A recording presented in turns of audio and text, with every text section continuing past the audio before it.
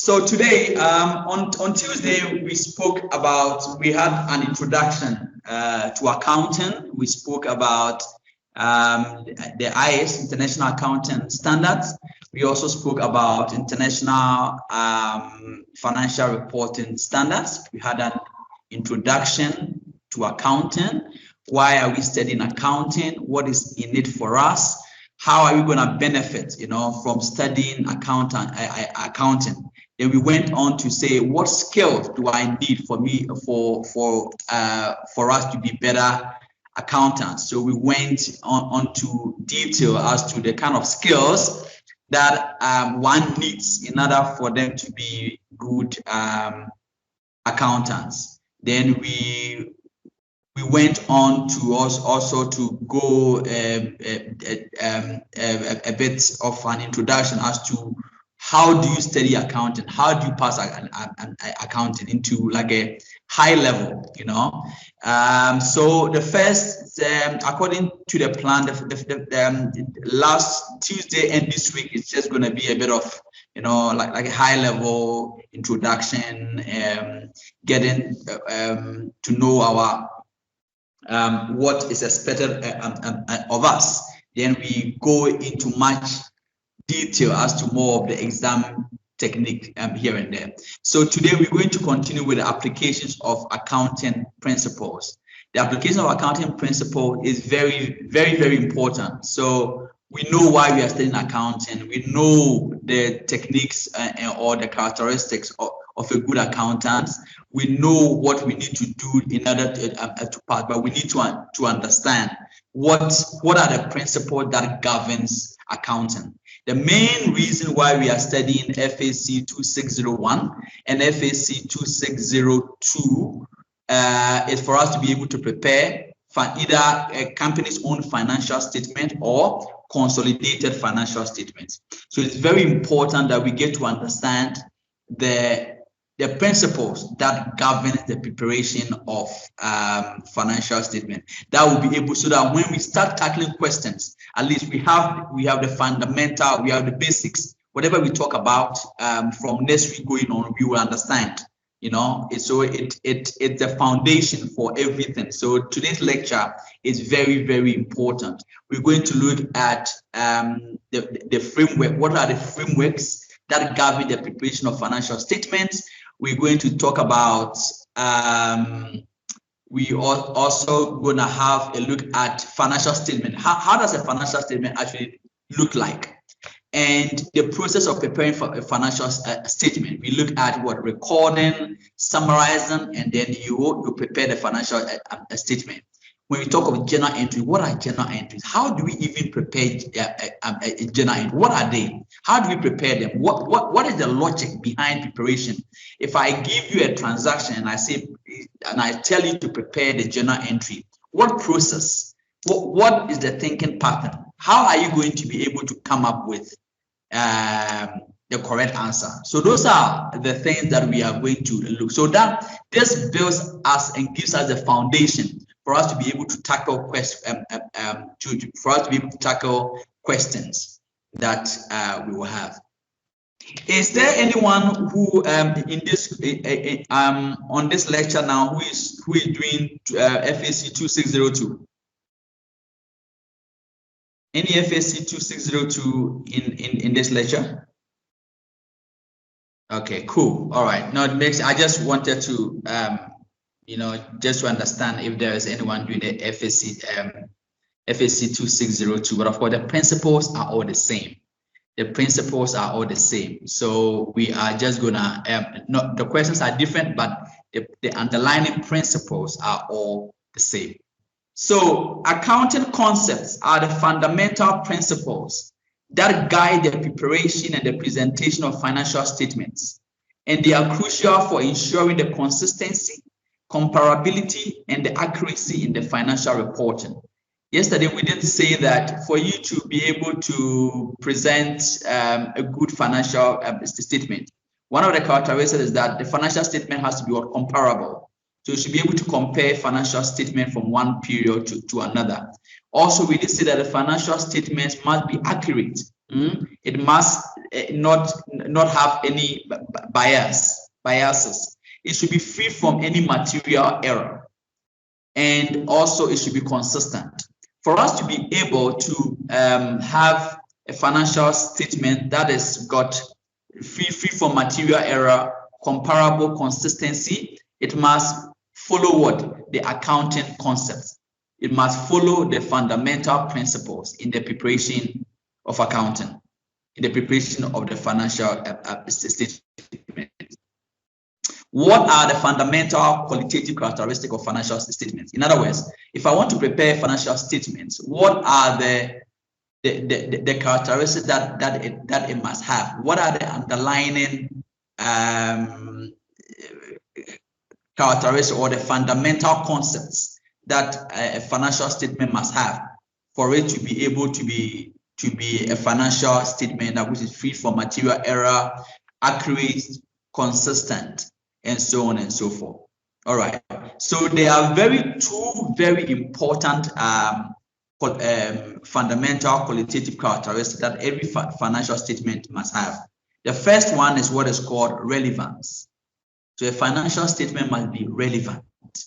In other words, the information must be able to influence the decision of the users of the financial statement. Very, very important. So when you are preparing a financial statement and some of the information are not relevant, then you can actually omit them, because when you are preparing financial statement, the information that you present must be relevant. So something that you think is not going to be relevant, you must not include them in your financial statement. And the other most important qualitative characteristic is what is called faithful representation. Faithful representation, and faithful representation comprises three things. So it must be free from error, free from material error. I mean, there will be error, but the error mustn't be too material. In other words, if your financial statements, you are preparing a financial statement and you miss an amount by about 20,000, and that 20,000 is not so material to your company, then you cannot say that your financial statement is not accurate, because that amount may not be material. You know, so we will, as we go along, we will talk about materiality. Well, how do we calculate materiality? Because materiality differs from one company to another. Then whatever we present the financial statement must be neutral. What do we mean by neutral? It must be free from biases. So you must report it as it is. You must report the thing as it is. And it must be complete as well. Completeness means that whatever needs to be included, whatever transaction, whatever amount needs to be included, has to be included. So these are very, very important, that as we prepare financial statement, as we're going to be going through lots of questions, looking at tackling the how, you know, of preparing financial statement, you must always bear in mind the financial statement must be free from bias. It must be complete. Completeness is very, very important. Whatever needs to be included has to be included. You can't just omit things. And it must be free from material error. And in addition to that, it must be relevant. Okay, all right, cool. So that is what it is. Then we have, in order to prepare financial statement, we also need to talk about the elements of the financial statements. We need to talk about the elements of the financial statements, right? So when we talk of the financial statement elements, we're talking about what the financial statement has. You know, financial statement must have what? An assets, a liability, and equity, which is in the statement of financial position.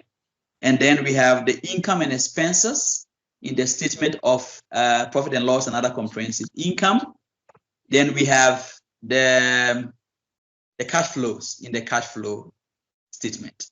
So we're going to have to, because this is fundamental, and it is very important that we get to understand this, we're going to actually take our time to break it down, because whether you are doing FAC2602 or you are doing FAC2601, everything you present in your financial statement is either an asset a liability, equity, income, or expense. It can never be anything. So everything you present has to be categorized under these 5 elements of the financial statements. So the first element in the statement of financial position is an asset. What is an asset? So they say that what? An asset is what? A present economic resource controlled by the entity as a result of a past event. A present economic resource controlled by the entity as a result of a past event. Right? So who can give me an example of an asset? And then whatever example that you give me, we will now try to compare it to this definition to see if it's really an asset or not. Someone should just give me an example of any asset that you know.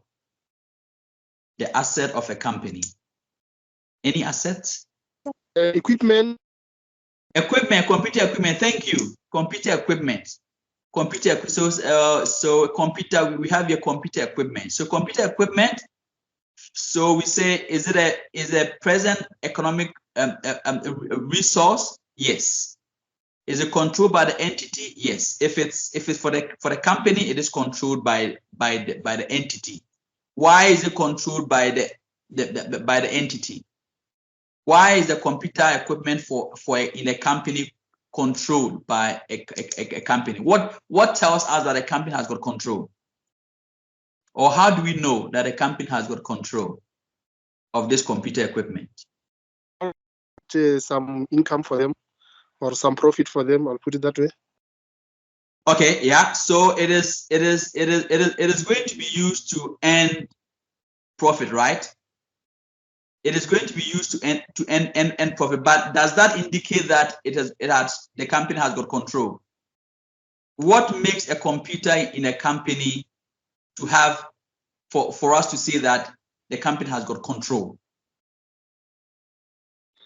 I will say if it's registered to the company, like it will be registered as an asset of the company. Like good. It is to show that it's controlled by them. Yes. Good. So if it's registered by the company, so if it's registered by the company, it means that what? It belongs to the company. And if that is the case, what does that mean? It means that the company can restrict other people from benefiting from it, right? And that is why the company has got control. So the mere fact that I can restrict other people or other companies from using that computer, that makes me have control. That makes a company to have control. Otherwise, the company does not have control. So that is so the being able, the fact that it is registered in my name, and if it's registered in my name, it means that I've got a right to only me or only my company has got a right to be able to use the computer for benefits. Therefore, that means that what? I have control. So that's what control means, the right to be able to restrict other people from using or from benefiting from it. That is what control is. And then they say that as a result of a past event. What tells us that it resulted from a past event? How do we know? How do we know that it resulted from a past event, this computer? Okay, I will say the past event will be that they bought it, like they bought it before, now they are using it now. I don't know. That's my thinking. Excellent. That is it. The mere fact that they bought it, that is the evidence that it resulted from a past event. The buying, that is the past event. And the reason why I'm going into this is that you will see when we start doing the questions, there will be an asset and they will tell you that is this, or there will be whatever, maybe an instrument or whatever, and they will ask you to argue your case. Is it an asset or is it a liability? So if you are not able to have and be able to argue your case out by talking to the economic resource, talking to the control aspect, and talking to the past event, then you will not get it right. You'll not get it right. So it's very important that whatever, if you say this is an asset, in accounting, there's no right or wrong. If you can prove based on the definitions that this is an asset, you are right. You are right, because the auditors will come and say, but you've classified this in your statement of balance sheet. Why? You tell them, it resulted from a past event. I've got control over it. It will lead me to get profit from it. Based on these three, I classify it as an asset. And you go. And they will allow you to put it in your statement of financial position or your balance sheet. That's how it works. If you can apply it to the definition and it meets the definition, then you can be able to do whatever you want with it. Good. So we have equipment. The same can apply to property, plants, and equipment that we have. The same can apply to furniture and fittings. The same can apply to what? Plants, equipment, to molds, to whatever, that we have. Not only are they tangible, but they can also be intangible as well. There can be some property rights, some license, some patents. These are all assets. Some may be tangible, some may be intangible, but they all we are able to they conform to the definition, and therefore we can classify them as an asset. Good. Then what about a liability? They said a liability is a present obligation of an entity to transfer an economic resource as a result of a past event. A present obligation of an entity to transfer an economic resource as a result of a past event. So someone should give me an example of a liability. A long-term loan. Long-term loan, good. Long-term loan, excellent. So why is a long-term loan a liability? First, when you have gotten a loan from a bank, you have a present obligation to pay, right? And how are you going to pay? You are going to transfer what? Cash from your company to pay the bank. So you transfer an economic resource. And did it result from a past event? Yes, it did. You went and you actually signed a contract to get the loan. So that signing of a contract is what? It's a past event. So that's what makes a loan to a company to be a liability. As we go through questions, any transaction that falls into this part or complies to this definition has to be regarded as a liability, no matter what. No matter what. What other liability can we think of? Apart from a loan, what other liability can we think of? Overdraft. Overdraft, good. Why is overdraft a liability? It's a present obligation, yes, because when the bank calls for, the bank can call for it. It's not mine.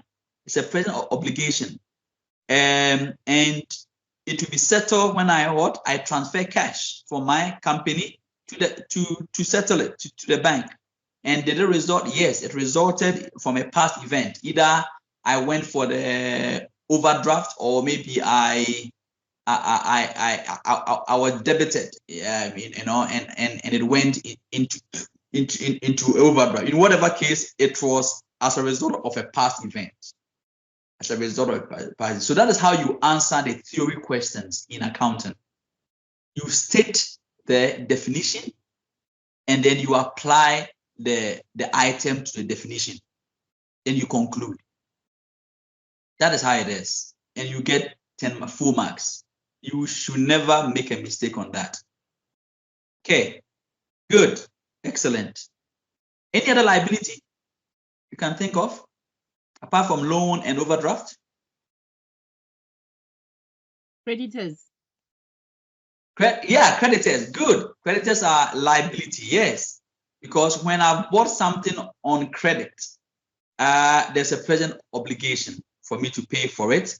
And how am I going to settle it? I'm going to settle it by taking cash resources from my company to pay. So it's a transfer of economic resources.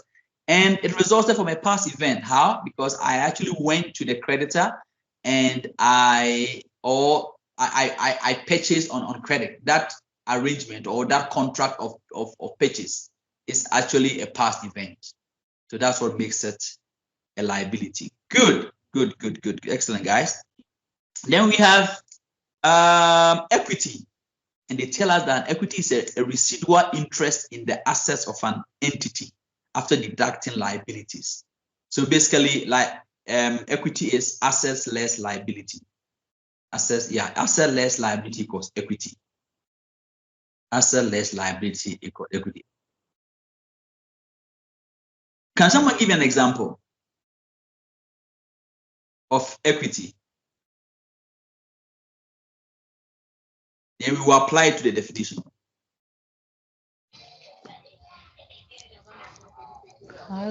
Retained earnings. Retained earnings. Good. Retained earnings. So why is retained earnings equity? Because okay. let me answer it. Why is retained earnings equity? Retained earnings is equity because retained earnings, it's what it gets retained, the profit that gets retained in the company. And remember, this profit that gets retained in the company belongs to the owners. So when this company goes into liquidation, we're going to sell all the assets and we're going to settle all the liabilities. Whatever is left, it goes to the owners. And that is why retained earnings is equity. So I'll repeat it. When a company goes into liquidation, they will sell all the assets, right? Then they will settle all the liabilities, right? Whatever is left goes to the owners. And whatever is left is what? It's retained earnings, because things that have been retained, or things that will be retained, or things that, or money that, or profit that has been retained over the years, right? They go to the owners. Good. What other equity item do you know? Other components of equity. Other components of, for example, give me an example. The other components of equity are a lot. Which one? Revaluation surplus. Market risk. Yes, revaluation surplus. Okay, revaluation surplus, also a very good example. So revaluation surplus is also, so what happens is that from time to time, a company's asset gets revalued. So let's say I'm living in this, we have a property somewhere. At the end of the year, it was revalued from 500,000 to $1 million. Because this money is not realized in cash, right? I cannot put it under my profits, but rather when this company is going to be liquidated, you know that I'm going to realize this assets at $1 million and not at 500,000, right? And that surplus belongs to the owners of the company. That is why revaluation surplus is part of owners' equity. I'll repeat it. When I revalue an asset, right, it's not a realized gain. I won't get money for it because I just revalued it, right? The only time I'll get access to this money is when this company gets liquidated. When I sell all my assets, and I'll sell the asset at the amount at the amount that it had been revalued at, right? That is how I'll sell it. So that surplus, called revaluation surplus, is part of owner's equity. Good. We are heading somewhere. Then what is income? They say it's increases in assets or decrease in liability that results in an increase in equity other than or other than those relating to contributions claims. This is a mouthful. Can someone give me an example of an income? Then we apply it to this definition. I will say sales. Sales. Okay. So it says an increase in assets. Okay. When I have sales, has my asset increased? Yes, it has. Why? Either my asset will increase in the form of accounts receivable, right? If I sell it on credit, or my asset has increased in the form of what? Cash, because I sold it for cash. So it passes the first part. increase in an asset, right? Or so in this case, sales is what? It's an increase in asset. That results in increase in equity. Of course, when my sales increases, it will end up boosting my retained earnings. So it will increase in my equity. And it's not what? It's not a contribution from the shareholders. So that's why they say, so that last sentence that say, other than relating to contribution claims, it means that what? Contribution from shareholders. So this is not a contribution from a shareholder, right? So how did the sales, why is sales an income? Sales an income because the sales, it results in an increase in an asset. What are the assets? Either in account receivable or in cash, because I either sell for cash or I sell on credit. And it's not a contribution from shareholders. So that's why. Another income item that we apply to a definition. Interest. Interest, good. Yes, excellent one. Interest. Interest is a good one. Interest, when I receive interest from my investment, it is what? It's an increase in my asset. Why? Because the interest is cash. It's increase in cash for me. So it increases in my assets. That results in an increase in equity, because if I get cash, it's form part of the value to the owner. So it increases my equity, and it's not a contribution from the shareholders. Can someone give me an example that relates to a decrease in liability? Income which is as a result of a decrease in liability. Remember, the definition says it's either an increase in an asset or a decrease in a liability.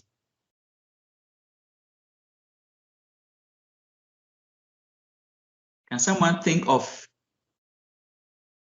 an example of income that is as a result of a decrease in liability? If I'm not mistaken, it will be profit on the sale of non-current assets. Profit on the sale of a non-current assets. Profit on the sale of a non-current asset. So if I have profit on the sale of a non-current asset, that profit is it not an increase in an asset? Because that profit is actually more cash to me. I think a sale of a non-current assets is more of it's an increase in an asset. Which example will be a decrease in liability? Let me guess. When the company pays trade and other payable, if I'm not mistaken. The company pays in trade in other payables. Yeah. So meaning the company is paying their creditors. Nope. Okay. Yeah. Discount received, can it work? Discount received. So if I receive a discount, a decrease in liability. Okay. So initially I was supposed to pay maybe 20,000. Now they gave me discount, so I ended up paying 15,000. Yes, that can work. Excellent. Yes, that is a decrease in liability. Yeah, good one. Good one. Good one. Yeah. So initially I was supposed to pay what, 20,000, because that was my liability. Now they came back and say, you know what, we actually giving you a discount, pay 15,000. So that 18 minus 15, that 3,000 bonus you've gotten is actually a decrease in liability, which is what? Which is income. Yeah. Hi, sir. Hello? Yes, okay. I I will say, let's say the company had a bond that they're supposed to pay. Then there is a decrease in the payment of that bond. Oh, yeah. So wouldn't that be like something that saves the company also? Let's say they were supposed to pay 100,000 a month, then by maybe the effective rates and stuff, then they end up now starting to pay 80,000 a month. I think that would be a decrease in liability because they are no longer liable to pay the 100,000. Now they are paying 80,000.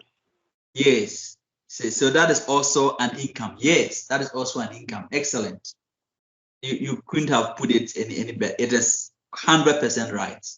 That is an income. So anything that decreases your liability is an income. So when you see a transaction and you analyze a transaction and the transaction is resulting in a decrease in liability, don't forget that it is an income. Never forget that. Good. Then let's look at expenses. Then is our last one. Last element. They said it's a decrease in assets or increase in liability that results in decrease in equity other than relating to distributions from shareholders. So an example of an expense? Rent paid. Rent paid, yes. When I pay rent, it is decreasing my cash. So which is what? A decrease in assets. And it is going to end up decreasing my equity or the amount of surplus that the shareholders have. And of course, it is not a drawing. It's not a dividend. It's not a distribution to shareholders. So a rent paid is an expense. So this is what makes rent an expense, because it conforms to this very definition that it is a decrease in an asset. Any other example? Salaries. Salaries, yeah, the same thing, same way. Yes, it was when I pay salaries, it's a decrease in my cash, and it will result in a decrease in my equity because cash has gone out of my business, and it is not a distribution to shareholders. Good. Let's look at an expense which is as a result of an increase in liability. And an expense which is as a result of an increase in liability. Okay, so if we reverse what we said about our income, we said that when we have a loan and then our loan ends up decreasing, it is income. So also when we have a loan and something happens, maybe the interest rate decreases and we have to pay, the interest rate increases and we have to pay more interest. That's what? That is an expense. Our liability has increased. It results in us having more loan to pay. So our loan goes up. When our loan goes up, it's an expense. An expense. The first example we gave, discount allowed. So discount allowed becomes an expense. Why? Because if now someone is buying from me and I tell them that, oh, you can buy my inventory for 20,000, right? Then I decide that, you know what, I'm giving you a discount. You can actually buy it for 18,000. Because now I'm getting less money, right? My liability towards the debtor has now decreased, and therefore it is an expense. Does that make sense? Discount allowed. So I am the one selling. I'm a company. I sell things to people, and initially I told them that it's 20,000 rand. Then I give them a discount. I say, okay, it's no longer 20,000. I'll give you a discount. Now I'm going to sell it to you for 18,000. The fact that the money I'm going to be receiving from you has decreased. That is an expense to me. And this is an expense to me.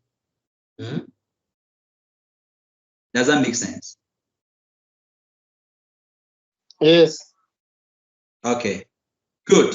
So now, whenever we have any transaction, we think about them, and we apply this. So it's either going to be these three: either an asset, a liability, an income, an expense, or equity. So that's what makes accounting very easy, because it has to be categorized within these three elements. It can never be anything else. It can never be anything else. So whenever you are asked to do a journal entry or whatever, it's just think about these things. Good. Then there's something we should also know. We're still talking about what the framework, the concepts, of preparing financial statements. We have something we call initial recognition. Initial recognition. And we have subsequent recognition or subsequent measurements. Who knows the difference between initial recognition and subsequent recognition or subsequent measurements? What is the difference? Whether you are preparing consolidated financial statement in FAC2602, or you are preparing company's own financial statement in FAC2601, you will always, all the time, meet initial recognition and subsequent recognition or subsequent measurement. What is the difference? Anyone to try? Anyone to guess? As the name implies, initial recognition. What do you understand by initial recognition in accounting?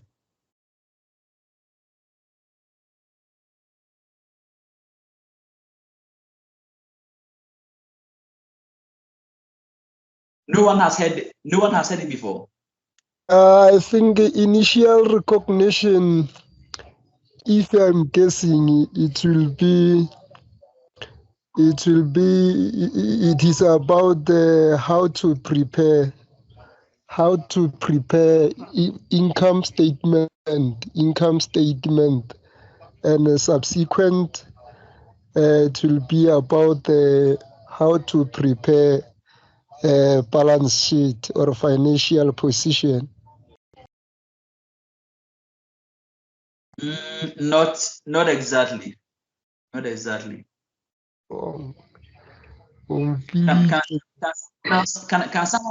Can someone else try? Not exactly. Sorry? Initial. Yes. Initial recognition.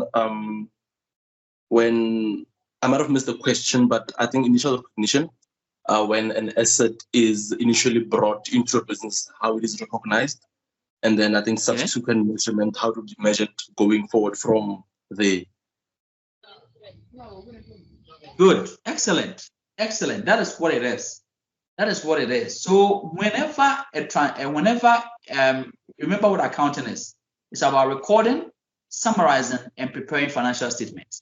So accounting is in stages. You first need to record the transactions, then you summarize the transactions, then you prepare the financial statement, which is income statement, statement of profit and comprehensive income, statement of changes in equity and that.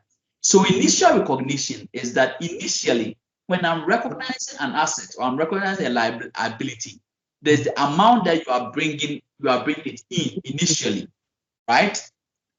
So for example, if I buy an item of furniture or property, plants and equipment, right?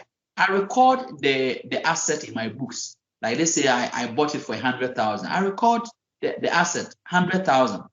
But subsequently, as the asset is being used, I need to depreciate it. So that depreciation becomes what? The subsequent measurement. So subsequent means how do you treat that asset afterwards? How do you treat that equity afterwards? How do you treat the expense after you have recorded this as an expense? How do you treat it afterwards? Income, you have recorded an income. How do you treat it afterwards? So whenever you record a transaction or an amount in your books or in accounting, oftentimes there's also what we call subsequent measurement or subsequent recognition. So you must bear that in mind. So whenever you record an asset, let's say you buy computer equipment for 100,000, you record 100,000. You mustn't forget that at the end of the year there is depreciation to be done. Let's say you have an investment property that you have acquired. At the end of the year, there is a revaluation. So all the revaluation and the depreciation, these are what we call subsequent measurements. And oftentimes in accounting, the way you record an asset when it comes in, it is different from how you treat it going forward. And that is what I want you to remember. How you record an asset initially, it is often different from how you treat it going forward. Good. Does that make sense? So for example, I give you an example. You see an asset of maybe computer equipment. You record it, but at the end of the year, you need to calculate for depreciation. If you have a loan, right, you record the loan that you're going to take from FNB or ABSA. At the end of the year, you must record what? The interest that has accrued.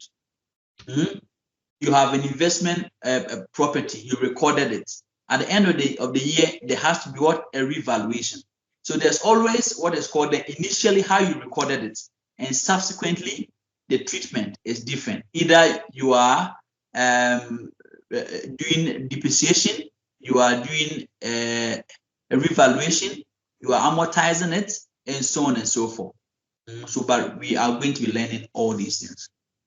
Remember, we're still learning the fundamentals. Okay. Now, what is the difference between accrual basis of accounting and cash basis of accounting? I think this is our last concept. What is the difference? Accrual basis, income and expenses are recognized when they occur and not when cash is received. Okay. Can you break it down for me? Say it in a layman's language that I will understand. Give me an example. So we will record a transaction when we let's see, when it is when it is incurred and not when we actually receive the actual cash. I don't know if I broke it down. I don't know. No, I didn't. Okay, don't break it down. Can you give me an example? So an example, dividends.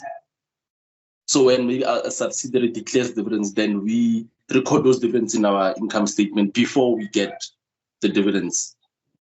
Okay, good, excellent. So, like you rightly said, the transaction is recorded, right? Irrespective of whether cash has been paid or cash has been received. That is how we record accounting transaction, right?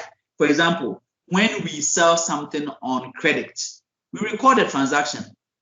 When we sell on credit, we haven't gotten the cash, but we still recognize that we have an income, right? And therefore we debit account receivable and credit revenue, right? We have not gotten the money because we sold on credit, but yet we need to record it, right? So what accounting is telling us that is that we need to record the transaction, whether cash has been paid on or whether we have paid cash or cash has been given to us is not important.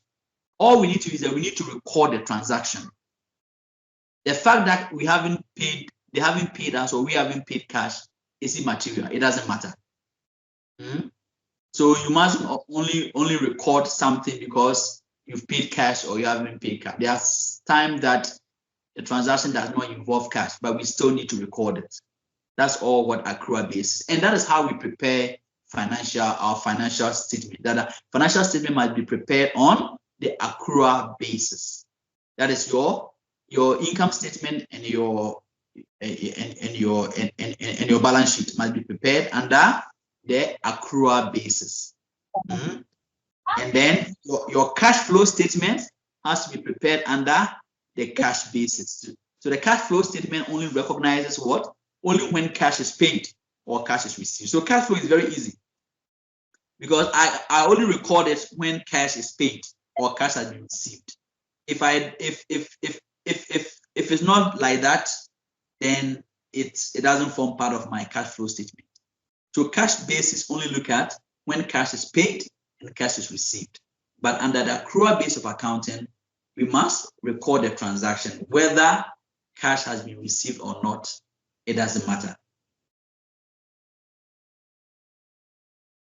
Okay. And then the last conceptual thing I would like to go is what is called a going concern assumption. So what this one is saying is that financial statements are prepared on the assumption that the company is going to be in operation in the foreseeable future. That is, it's not going to be liquidated. It's not going to be liquidated. The company is going to be in operation for the foreseeable future. For the foreseeable. Yes. There's a hand up from Audrey. Audrey, please ask your question. Good evening, everybody. Good evening, Audrey. Back to accruals. I want to know if I'm at the right track. When we say accruals, it's the money that we pay in advance. Hence, let me say like an example, like telephone. Let me say, or rent paid in advance. It falls under accruals. Oh, okay. You are asking me whether the amount that you are paid in advance falls under accruals. Yes.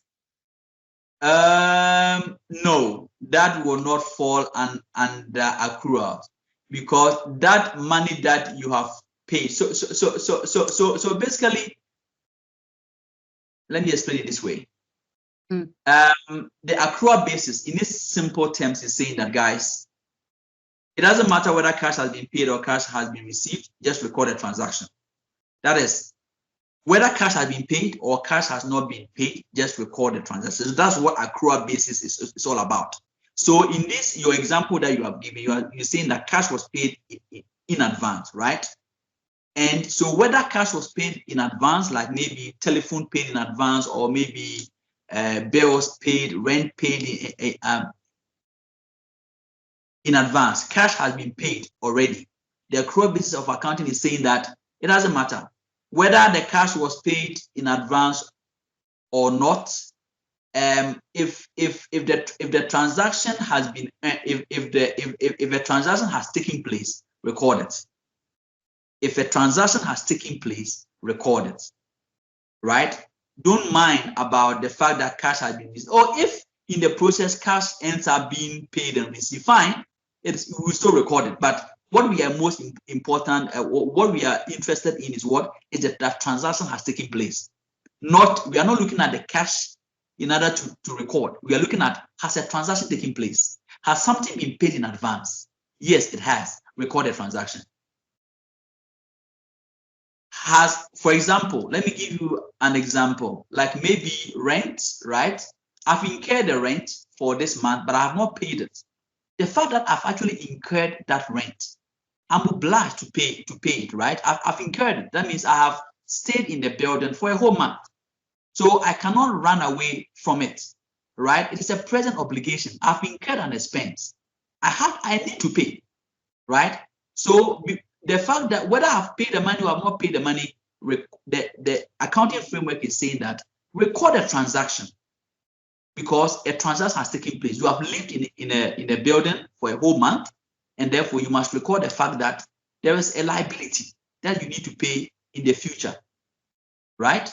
If I've paid something in advance, that payment in advance, it falls under accrual basis before accounting, but it's not accrual per se, like the way they use it in real life. So basically, in real life, when someone says accrue for it, it's like it's something that you have earned but you haven't paid for it, or something that you have incurred but you haven't paid for it. Does that make sense? Yes, it makes sense. Thank you, sir. Yeah. Okay. Any other question? Any other question before we move on?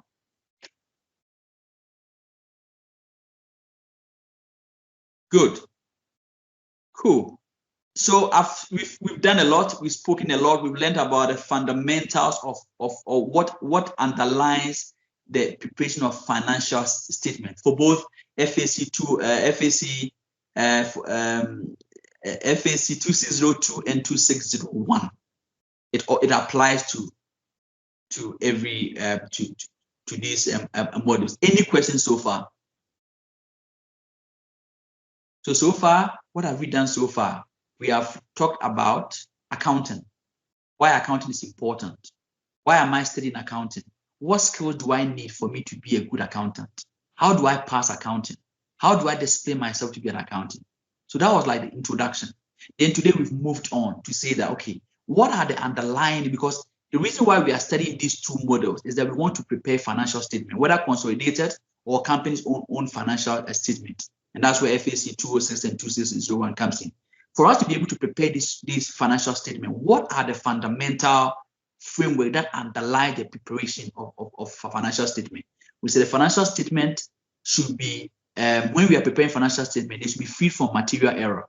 They should be relevant. They should be complete. You know, we shouldn't leave things out and so on. Then we've talked about the underlining the elements of the financial statement, that everything that we put in the financial statement is either going to be an asset, a liability, an equity, an income, or an expense. We've actually learned about why computer is an asset. We've learned about why interest is an expense. We've spoken about why a loan from a bank is a liability. We've applied it to the definition.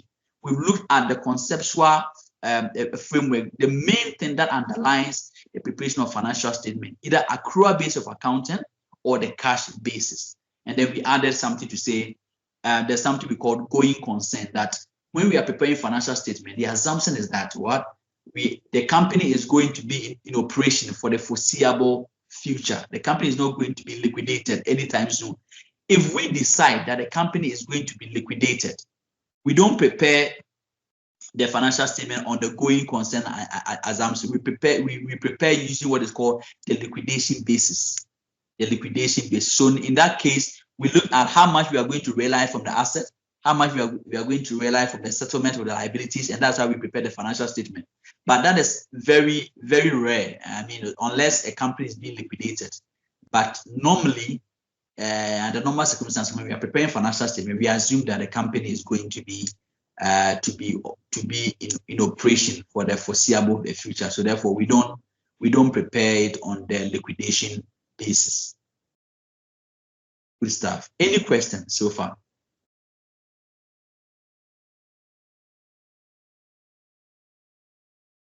Any questions? Good. Now we get to the interesting part. Yesterday, we spoke about the definition of accounting. And we said accounting has got three main definitions. I break it down into three main parts. Accounting, the process of recording, summarizing, analyzing, and reporting the financial transaction of a business. That's all what accounting is about. So in all this career part, your studies, all you are going to be doing is you are going to be recording, you are going to be summarizing, you are going to be analyzing, and you are going to be reporting. You are going to be reporting. Going to be reporting. So the process is that whenever you are an accountant or you are a bookkeeper and a transaction happens in your company, the first thing you do is what? You record the journal entry. So a journal entry is the first part of, that is how the transaction actually get, the first stage of the recording is a journal entry, right? Then once you have passed all the journal entry for every transaction, then what? You summarize them into what is called a ledger, right? So remember, there are going to be a lot of cash transactions, property, plants and equipment transactions, loan transactions, inventory payment. You are purchasing, you are making payment, you are paying people, you're doing a whole lot, right? All these little transactions, everyday transactions, has to be processed via what? A journal entry. Journal entry is what? Debit this, credit that, debit that, credit that, debit that, credit that. So you're going to, at the end of the month, you see that you're going to have a lot of cash transactions, a lot of inventory transactions, a lot of loan transactions, a lot of interest transactions. Then you summarize it in what? In a ledger, a general ledger. So what a general ledger does is that it groups all the inventory transactions together. Then it groups all the loan transactions together. Then it groups all the sales transactions together, right? So yeah, so that is what is called summarizing. Then from the general ledger, it moves to what is called, I'll show you a trial balance now. It moves to what is called a trial balance. So the trial balance has got what? All the various accounts, their debits and their credits. And the reason why it's called a trial balance is that it must balance. If your trial balance does not balance, your financial statement will not balance. That is what it means. If the trial balance does not balance, your financial statement will not balance. Your balance sheet will not balance. So the trial balance must balance. So the trial balance is also used as a checking point. So once I get into the trial balance and my trial balance is not balancing, then I must go back and check that I may have done some error somewhere. I may have made some mistakes somewhere. So once our trial balance balances, then it means that we can prepare a very nice balance sheet or a very nice financial statement. Everything is going to balance because our trial balance has balance. Then from there on, then we can prepare our statement of comprehensive income, statement of profit and loss and other comprehensive income. We can prepare our statement of financial position, and we can prepare our cash flows and also prepare our statement of changes in equity. Statement of changes in equity. Any questions?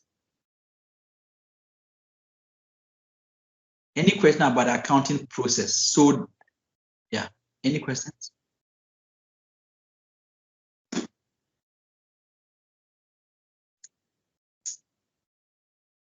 Yeah.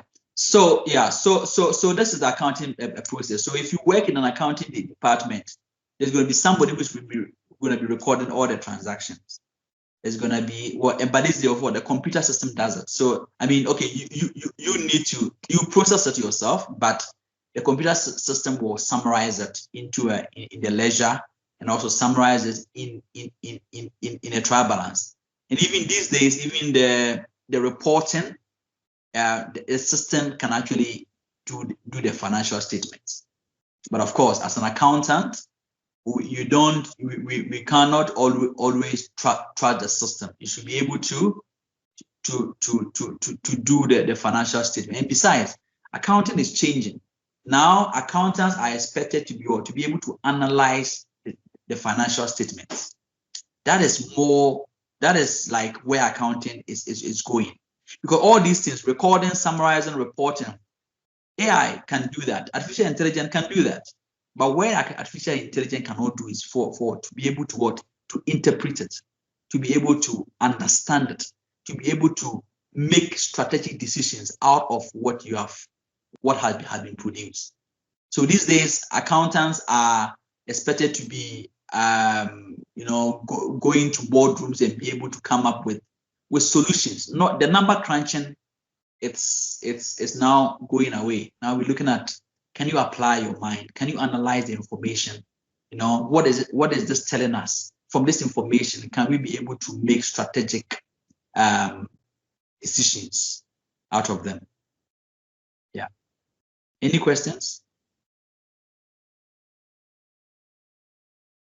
So, because it's almost every exam that you're going to write in your assignment, you are going to be, or before you can even prepare financial statements, you need to be able to know how to record a journal entry. The journal entry makes us teachers to lecture to understand whether do you really understand the transaction? Do you understand the transaction that you are processing? So in an exam, oftentimes they will give you 30 marks journal entries. Just prepare journal entries, and then maybe 20 marks. Prepare an extract of maybe only the income statement, or only the balance sheet, or only we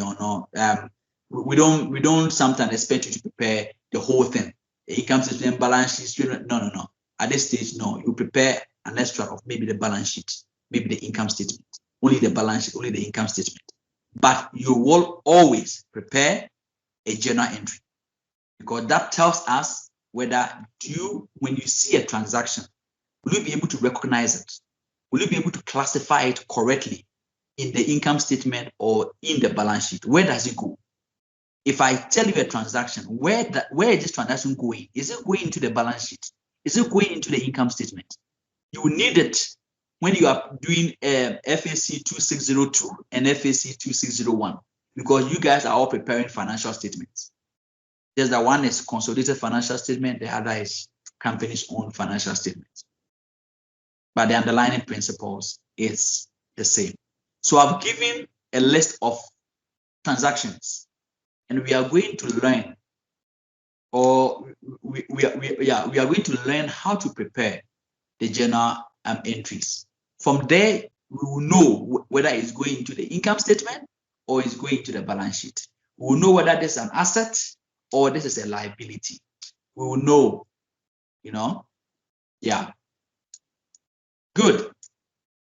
And then the logic behind it. So many people tend to cram these transactions. And I said yesterday that accounting is all about principles. Once you get the principles correct, every other thing is easy. Once the principle you get it correct, every other thing is easy. Good. So the first question: property, plants, and equipment was purchased for 10,000. Someone must give me the journal entry.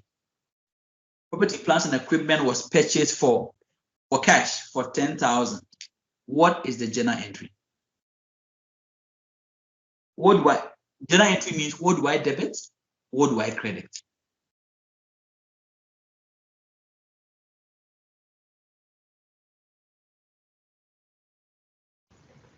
You will debit the property and equipment account and credit the bank. I debit property, plants, and equipment of 10,000, and I credit bank of 10,000. Why? It is correct, but why? Why am I debiting property, plants, and equipment of 10,000? And why am I crediting bank or cash of 10,000? Remember, we are learning the principle behind it. Yes. Because the money went out from the bank, that's why we are crediting. Good. And the bank is an asset, so it decreases on the credit side. Excellent. Are you doing FAC2601 or 2602? Which module are you doing? Is it 2602 or 2601? 2601. Okay. Excellent. So we are debiting property, plants, and equipment of 10,000 because it is an asset. And an asset increases with what? A debit balance. So we debit property, plants, and equipment of 10,000. We are crediting cash because our resource or cash, an asset has decreased. When an asset decreases, it is a credit. Does that make sense? An asset increase with a debit, an asset decrease with a credit. So every time an asset increases, it is a debit. And every time an asset decreases, it's a credit. So in this case, I have gone to purchase property, plants, and equipment. I've brought property, plants, and equipment into my company. My asset has gone up. Therefore, I debit property, plants, and equipment of 10,000. At the same time, I use money to pay. That means money, which is an asset, has gone down. So I need to credit cash or bank. Does this make sense?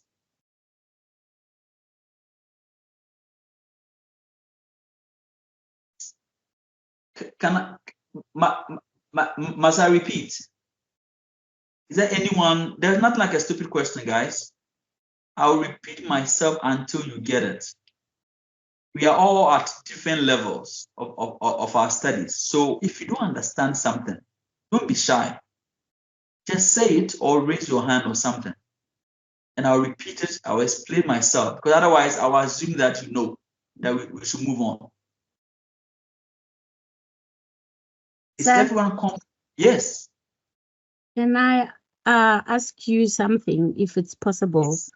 Please do. It is possible that while you are doing the explanation, we can see maybe the Excel sheet or anything that you explain accounting in if you can write it. If I don't know if it's fine, if you can see it. Oh, okay, all right. So if you explain it and then while writing it, I think it might be better. I think so on my side. I don't know. Okay, all right, cool. That I like you. I like your suggestion. So what I'll do going forward is that I'll give. Okay, so I'll show the answers. I'll show the answers as well. I think it's better when you can actually see it. You know, it makes sense. Yeah, no, I'll do that. I'll do that. The reason why this one I did it this way was that I thought that I wanted to test the waters to see your level. Maybe it's too elementary. Maybe it's too easy. Then I can move on very fast. Or then when I get a feel of where you are as far as your accounting knowledge is concerned, and I'll know whether to break it down or to show the solution or stuff like that. No, but your point is well taken. I'll be able to write it down next time, every journal entry or everything that we discuss, so you can actually be able to see it. I think it will make sense like that. Unfortunately, I'm using a tablet, so navigating from the tablet to the Excel is a bit difficult. I don't want to break the network or the communication. Yeah. So what I'll do is that going forward, I will actually write it. So as I give the question, I will then go and show the solution. And we'll analyze it. You can see how it is written, and then we can analyze it from there. I'll do that. Thanks. Okay. All right. Cool. So debit PP 10,000 and credit bank 10,000. Cool. Excellent. And the next one, property, plants and equipment was sold for 20,000. What is the journal entry? So just a second. I've done accounting a long time ago. I'm just trying to refresh my mind as well. So we classify bank as an asset. Yes. Okay, so the assets are increasing on the. Okay, let me think. So they are decreasing on the credit side and increasing on the debit side. Okay, all right. Yeah. Thanks. So both two assets are increasing at the same time. So an asset has been brought in, property, plants and equipment. So an asset has increased. So if I've gone to purchase an asset, it means that my asset has increased in my company because I've brought property, plants and equipment into my company. So an asset has increased. So that's why I'm debiting my property, plants and equipment with 10,000. Then at the same time, an asset has also decreased. Why? Which asset has decreased? It's cash. Because when I brought in the asset, I need to pay for it, right? And I'm paying for it using an asset, which is cash. So on one hand, an asset is increasing. On the other hand, another asset is decreasing. Does that make sense? Thank you so much. Yeah. So that is why I'm debiting my PPE of 10,000 and crediting my bank of 10,000. Good. The second question is that property, plants, and equipment was sold for 20,000. What is the journal entry? I've sold property, plants, and equipment. So can I give it a try? Yes, please I do. think because we are selling the PPE, it means our asset is decreasing, so it will be credited. Okay. Our PPE is going to be credited, and we are going to bank is going to be debited because now we are selling an asset.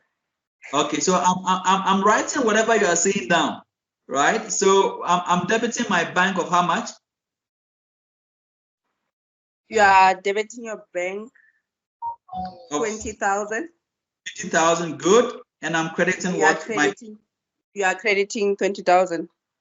20,000, good, excellent. Okay. Can I ask a question? Yes, please do.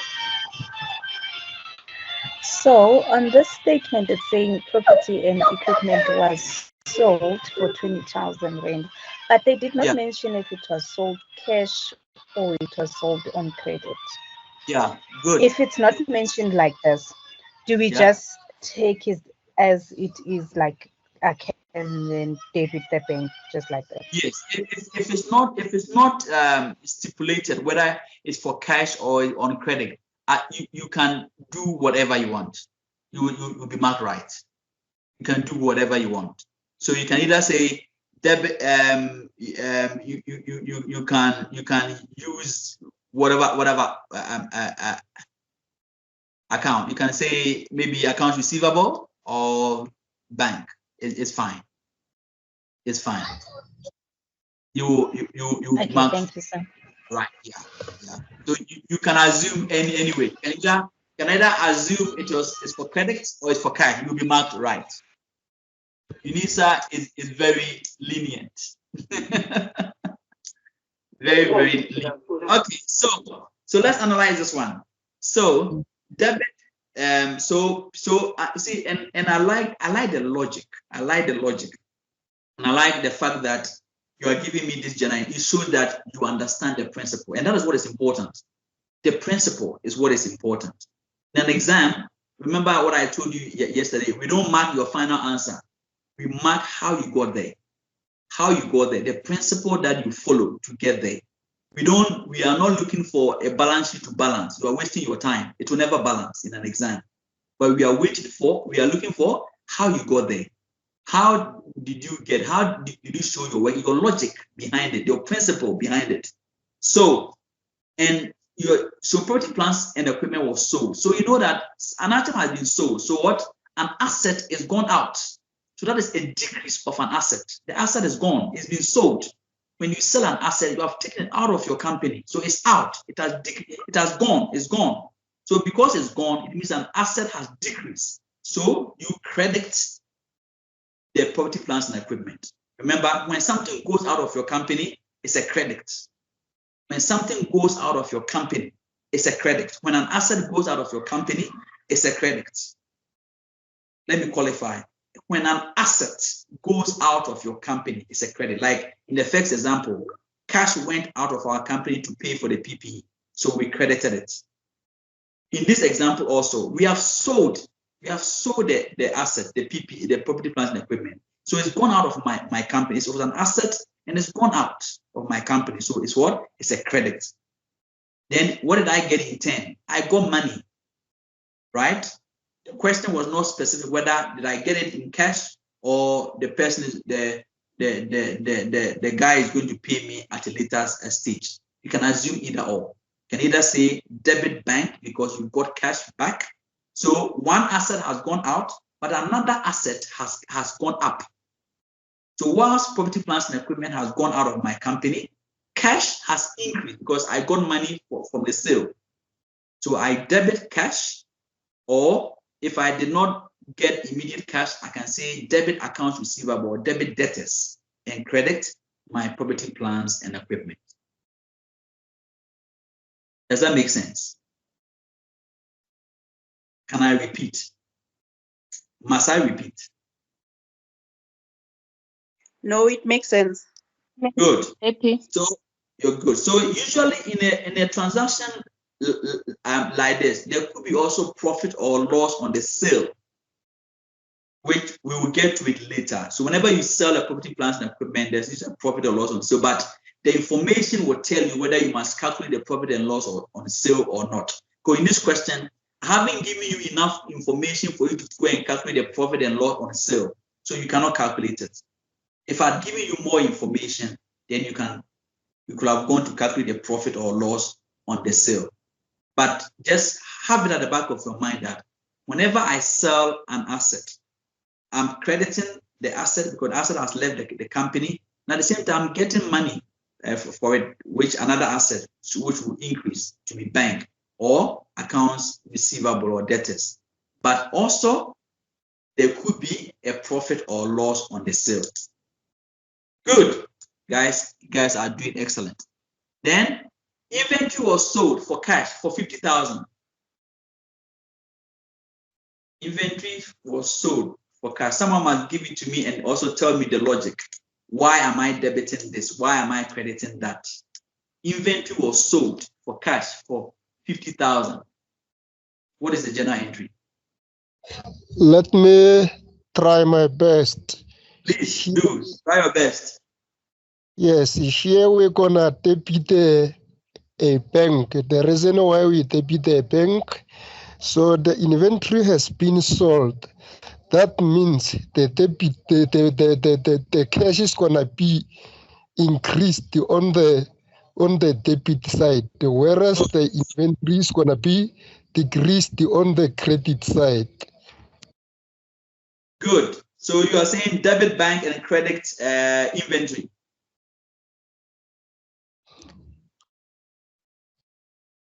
So here you debit the bank and you credit inventory. Good. Excellent. Good.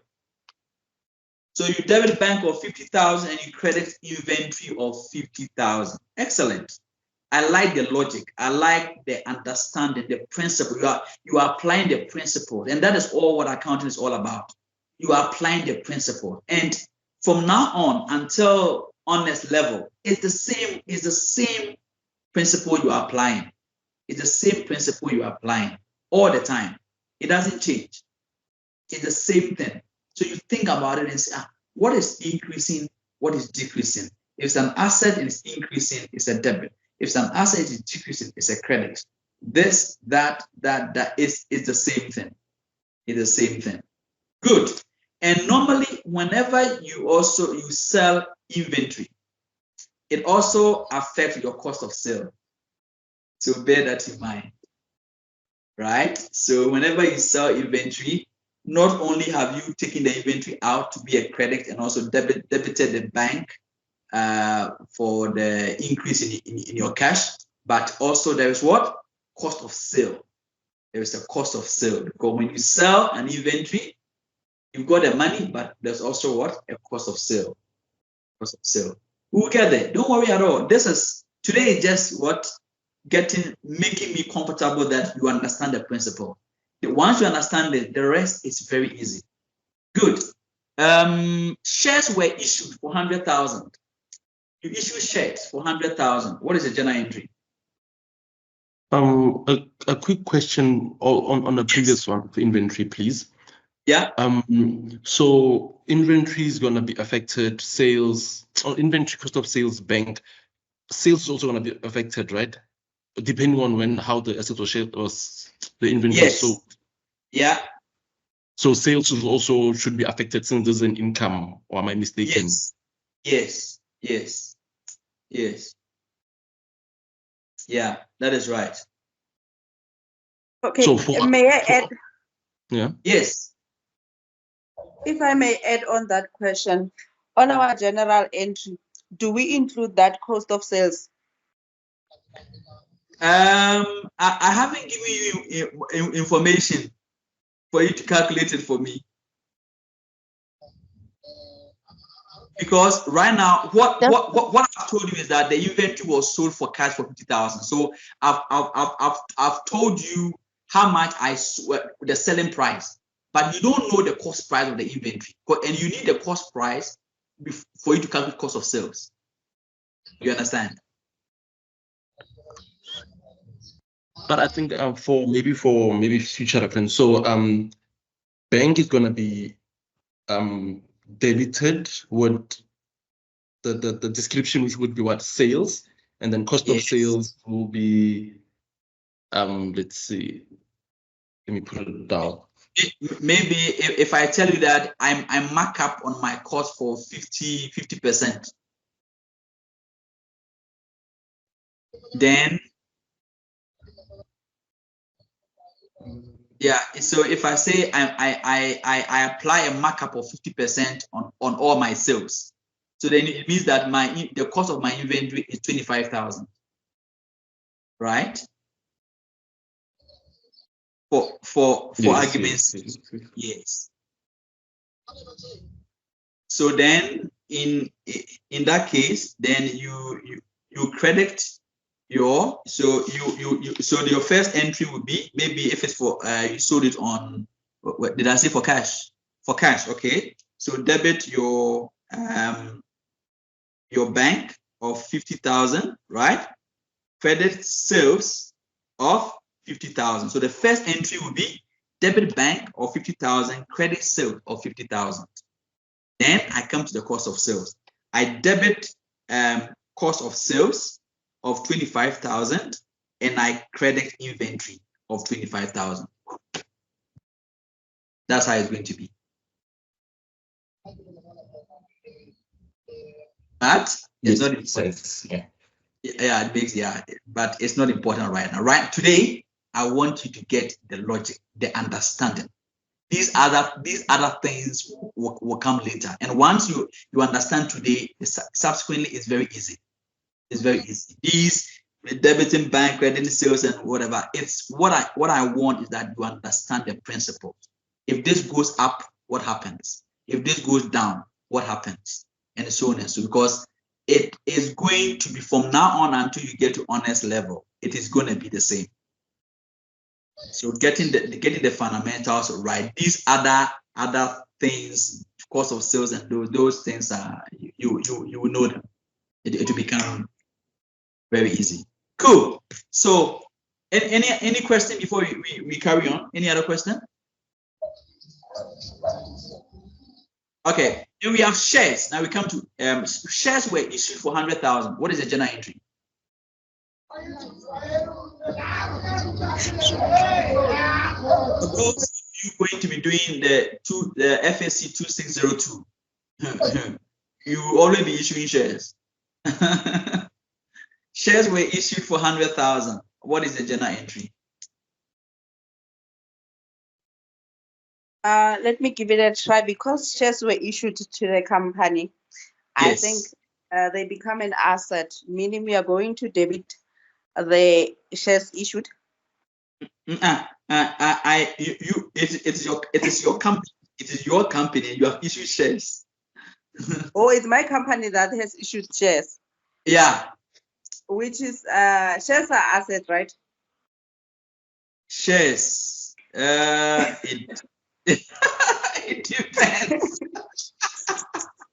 Because it's a part of the portion that I have in my company. It means it's an asset for me if it's my company, right?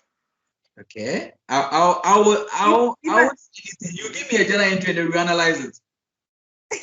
Okay. If I'm doing the general entry, because I'm the one who is issuing them, I'm going to credit shares and debit. I don't know what to debit. Owner's equity. Yes, owner's equity. You're right. Owner's equity. Okay, I'm just writing it down. We'll analyze it. I'm just writing it down. Okay. Is anyone opposing this journal entry? Does anyone have? Yes. Okay. Good. Why you oppose? I think since shares is an owner's equity, right? We're issuing shares, therefore our share capital will okay, no. Oh, okay. So yeah, something has to decrease. So we're issuing shares. Yeah. Our authorized share number will decrease.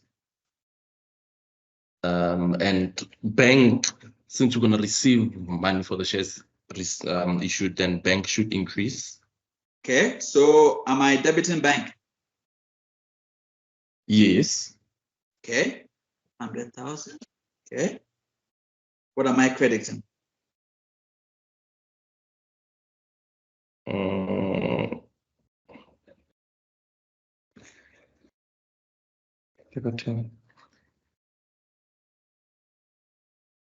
Equity, owner's equity.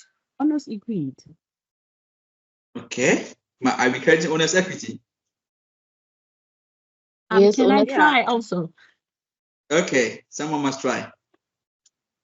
Okay, I will say we credit shares issued because shares are issued, meaning we issue to the people, it's going out.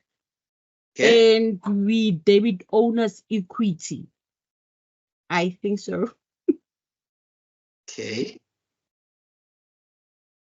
Okay. Any other answer? Sir. Yes. Because shares are owner's equity, and they fall, and under the owner's equity, our debit decreases and our credit is increasing. The one that should be increasing is our bank. Okay. Because we've issued them out. Issued them. The bank is going to be credited, and shares are going to be debited, because on owner's equity, when you are debiting, it means it decreases. Okay. And when you're crediting, it means the owner's equity is increasing. Okay, so you are saying I must credit owner's equity and debit, or am I? What am I debiting? What am I crediting? You are going to be debiting. Is it share capital or what? Okay, so you're saying I'm debiting share capital. Yeah, you're gonna be debiting the shares, and then we're gonna be crediting the bank. Yes. Okay. Why am I crediting bank? We are crediting bank because it's under owner's equity. Whereby when you credit, it increases, meaning our owner's equity bank, or it's increasing because we've issued the shares out. Yeah, but if my cash is increasing, that as you are saying, my cash is increasing, then it shouldn't be a credit then. Oh yeah. Because cash is an asset, and an asset increases with a debit. Yes. Oh yeah. Okay, so that means you agree with me that it's my bank that must be debited.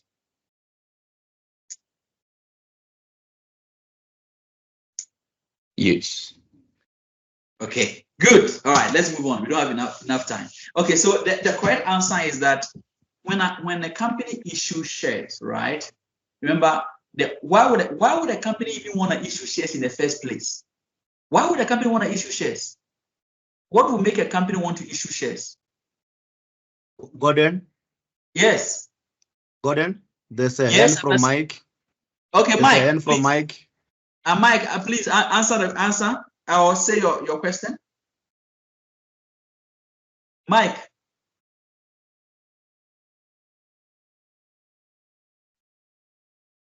Mike, I'm waiting. Oh, you're having connection issue.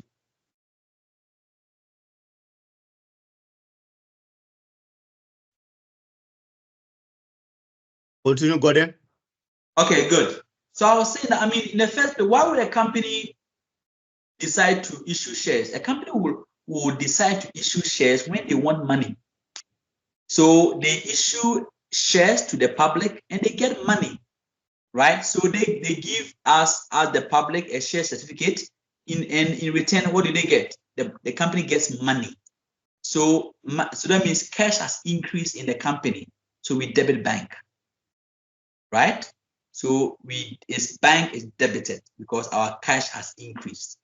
And then because a company has issued shares, it's a share capital. Whenever we get share capital because shares have been issued. And share capital is always a credit.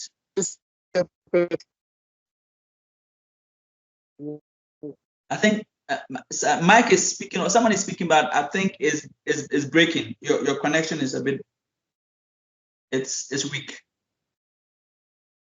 Can everyone hear me? So a company will issue shares because it wants money. So bank, it will issue the shares to the public, and then it will in turn take the money from the public. So it's a debit to cash because cash has increased in my company. Then what is credited? Share capital has increased. So the only way share capital gets increased is when a company issues shares. So that is how my share capital is increasing. And for those of you doing FAC2602, you will see it in business combinations that all the time. Whenever I issue shares, my share capital is increasing. My share capital is increasing as a result of what? The issue of shares. Does that make sense? Okay. Now let's look at the next one. Computer equipment was written down by 5,000. What is the journal entry? Computer equipment was written down. So maybe obsolescence, or maybe it got damaged or something, and it's written down by 5,000 rand. What is the journal entry?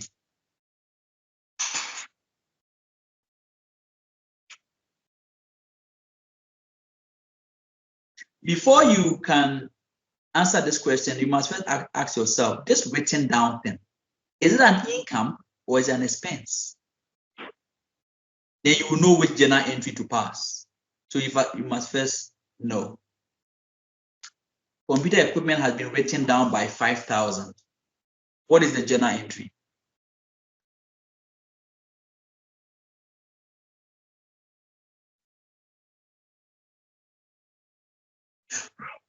And anyone to guess or to give it a try?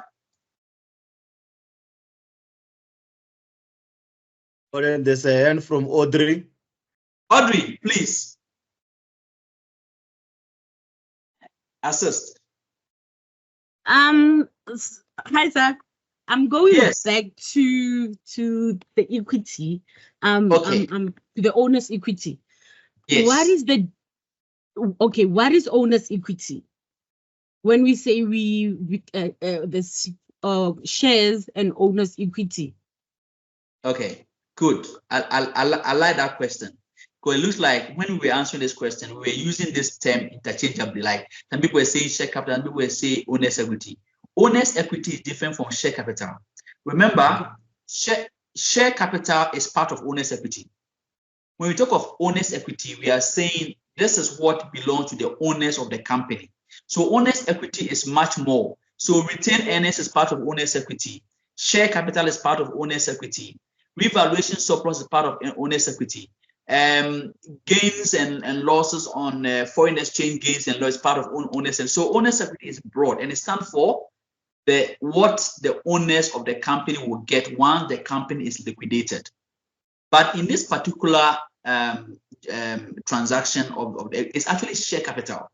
It's not owner's equity, it's share capital. So I'm debiting bank of the 100,000 and I'm crediting share capital, right? But share capital is part of, but you can't say you are crediting owner's equity. You are crediting share capital. But of course, share capital, it's part of the owner's equity. So owner's equity, when we talk about owner's equity, is very broad, and it comprises retained earnings, revaluation reserve, share capital, everything. But in this particular instance, because we are dealing with share issue, it is share capital that you credit. Does that make sense? Yes, it makes sense. Thank you. All right. Cool. I think Audrey was about to give us the answer for the computer equipment written down? No, I'm still figuring out. Okay. I think to answer the computer equipment, equipment will be credited, will decrease by the amount of 5,000.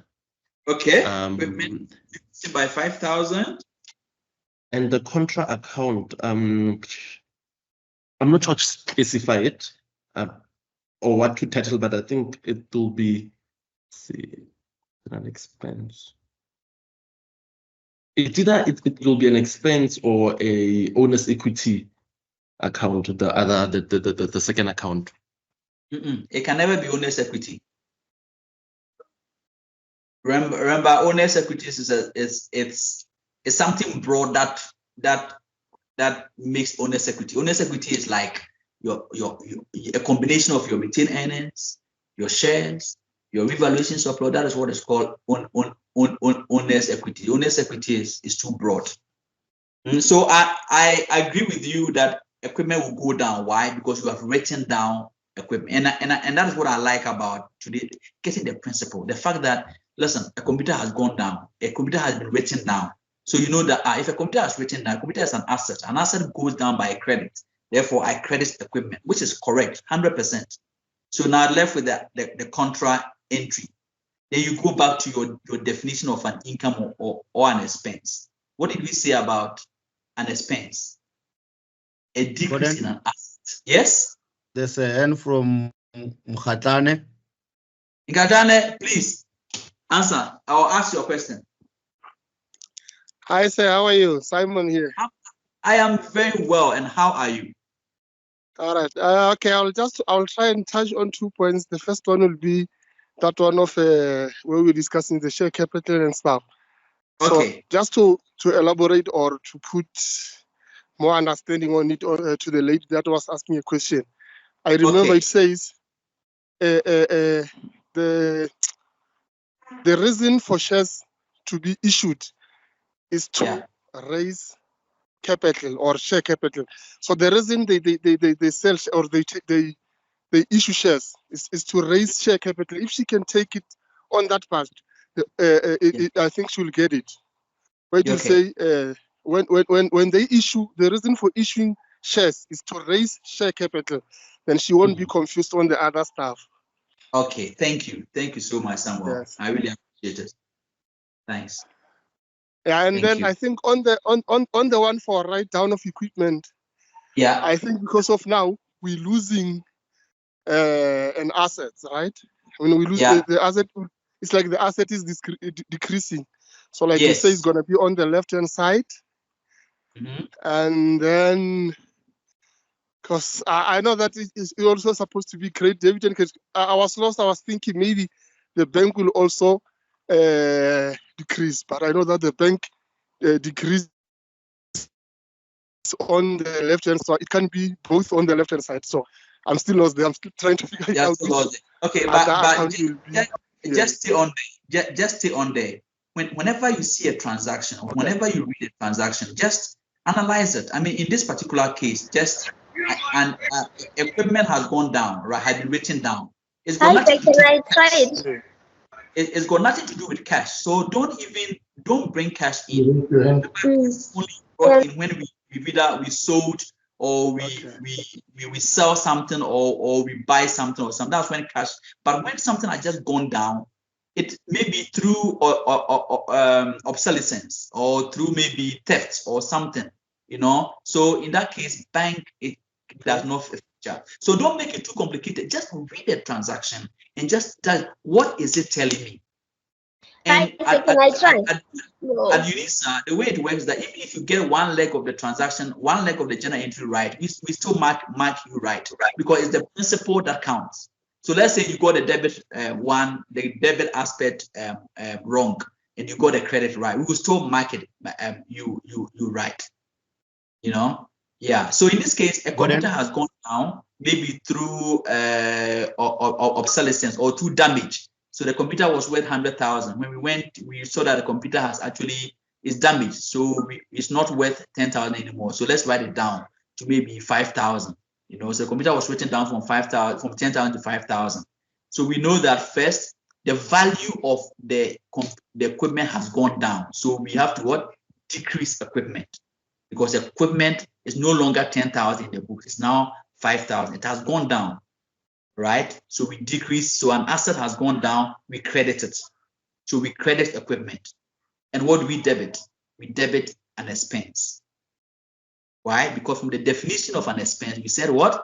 It's either a decrease in an asset or an increase in liability. Either of them. So in this case, what has happened?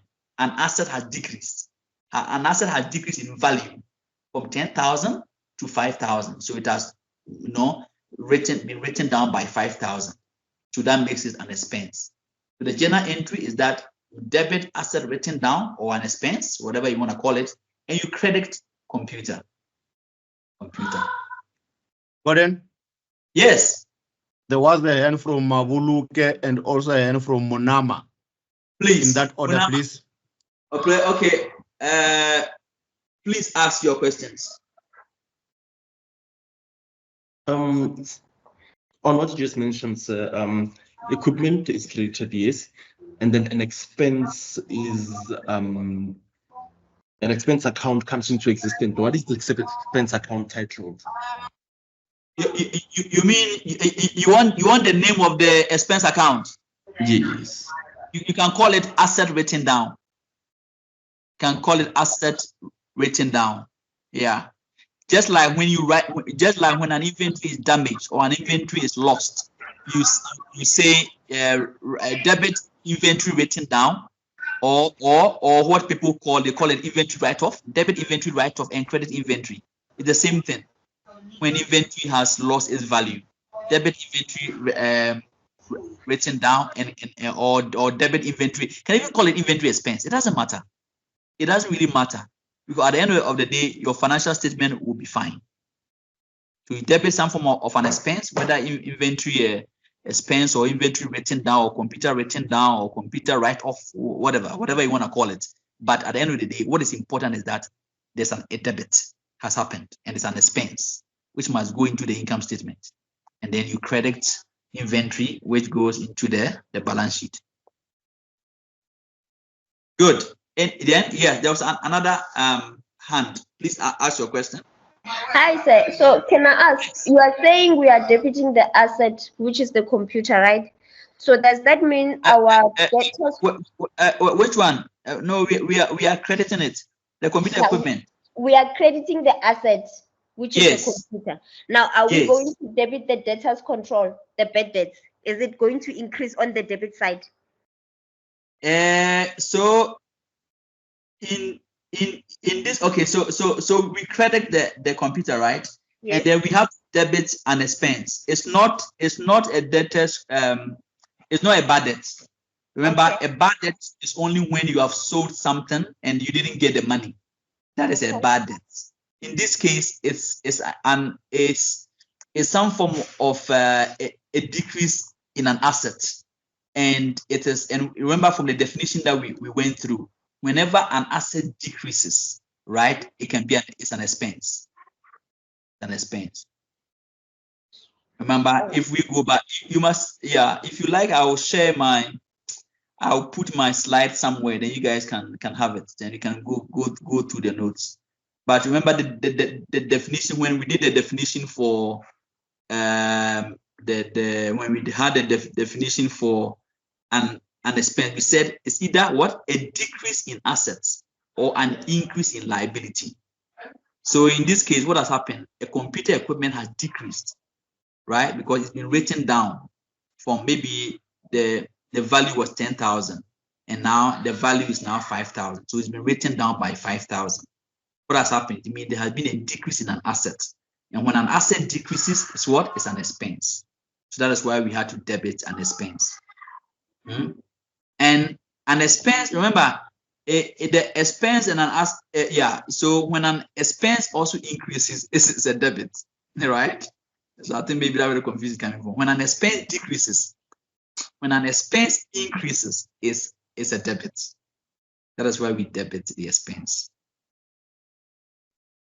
Next week, what I'm going to do is I'm going to write down the rules for you. I'm going to write down the rules. If this goes up, it's debit. If this goes down, it's credit. So maybe then you can. To me, that is the only thing that you probably need to cram in accounting. Other than that, every other thing is logical. Every other thing is logical. Every other thing makes sense. But this is just a rule that you must know. That if an asset goes up, it is a debit. If an expense goes up, it's also a debit. Does that make sense? Yes. Good. Let's wrap this up, guys. Just 4 minutes if we are done. Okay, now this one. Shares were repurchased. So sometimes a company can repurchase their shares. I don't know whether you've heard about it or you know about it. A company can repurchase their shares. So if the shares are too many in the stock market, they can say, no, we are repurchasing them. So what do you think the journal entry is going to be? Who is bold? Okay, I say is Simon here? Yes. Okay, I'll say now the bank will take out the money from the bank, which it will be on the credit side. Good. To buy the shares back, and then the share capital will be debited now.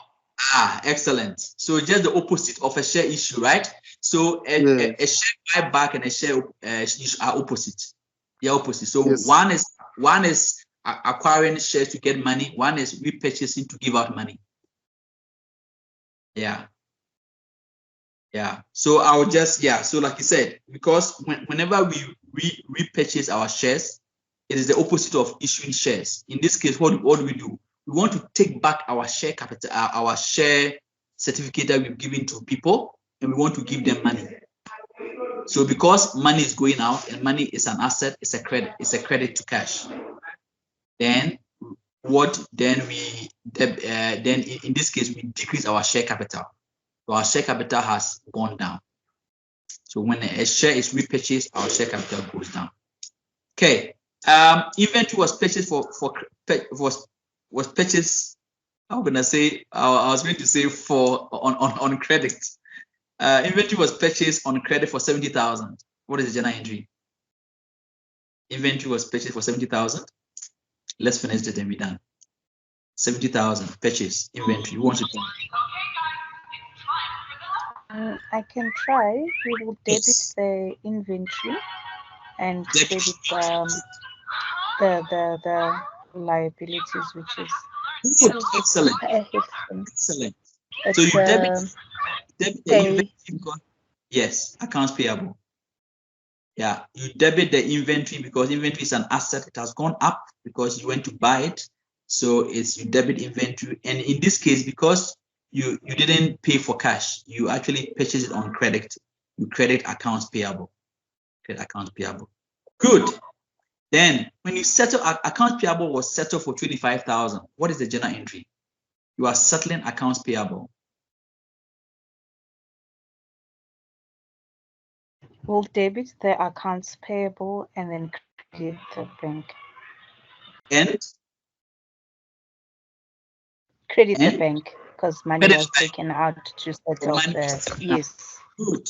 So when you settle an account, when you settle somebody that you are owing, because money is going out of your company, it's a credit. So you credit your bank. And because accounts payable, which normally is always a credit balance, now it has gone down. So it's a debit. It's a debit. When you settle an accounts payable, so account payable has gone down. So an accounts payable goes down with a debit balance. I'll write the rules for you. I'll write the rules for you. The last one, inventory was sold on credit for 500,000. Inventory was sold for credit for 500,000. We can call it today. Inventory was sold on credit for 500,000. What is the journal entry? Inventory was sold. So account receivables will increase on the debit side, and then inventory decrease on the credit side. Yeah. Okay, good. Excellent. That is all I was looking for. So in this case, because we didn't get cash, but we actually sold it on credit, accounts receivable will be debited, because account receivable, what is an asset? Accounts receivable is what? The right to receive cash, which is an asset. So therefore, it increases with a debit balance. So we debit account receivable of 500,000, and what is going to go down? Inventory will go down. Good. Guys, that brings us to the end of today's lecture. So next week, what is going to happen is that now we're going to look at questions, and we'll tackle it. How do we do this? What is if I read the thing? What is the first thing I need to do when I read a question? We spend time on the required, and from the required we start analyzing the question. And we will now have a very simple approach on how to pass management account to get at least 80%, because I'm going to show you the framework. There's always a framework to an accounting question. Once you do the framework, it guides you as to what to put into the framework. You don't need to finish. Usually the question has been set in such a way that nobody can finish. But how can I? What exam technique can I apply for me to ensure that at least I get 80%? So that is what we are going to be doing. Now we've talked about the fundamentals, so now we're going into more sort of, detail to analyze questions and do questions and all. I will also encourage you to know your theory as well. So I expect you that before you come, you at least those who are doing FAC2601, at least your inventories and your IS2 inventory, IS1, the structure of financial statement and all. We couldn't finish. The next thing was actually, I was going to show you how a trial balance looks like, and then to show you how a full financial statement actually looks like. But I will cover that next week. But you can then go and have a look. You go to your title letters, just have a view, look at the structure of a balance sheet, of an income statement, of statement of changes in equity. So this is how we are going to learn. We're going to look at the structure, because every question you are going to get, you're going to ask you to prepare a balance sheet, a financial statement, and so you need to know how the structure looks like.